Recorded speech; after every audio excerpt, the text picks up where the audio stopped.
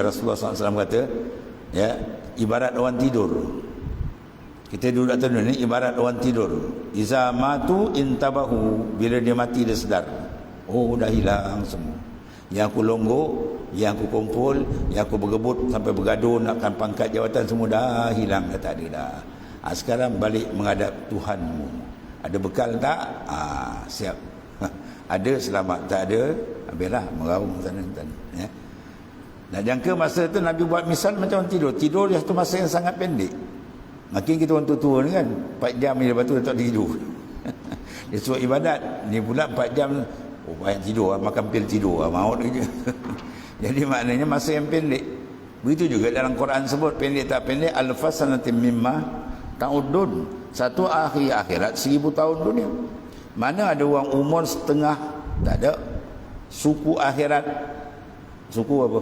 250 tahun ada umur. 1/8 125 tahun ada umur. Tak ada. Nak cecah 100, mana tak sampai 1/8 hari akhirat kita duduk atas dunia. Sebentar sangat. Tiba-tiba dalam masa sebentar ni dia boleh raih nikmat syurga. Masya Allah, bijak semua orang. Kita kata orang bijak. Tapi kalau sikit masa ni sabar, dia tak nak sabar, pum terperangkap, akhir ke neraka. Itu sebodoh-bodoh manusia.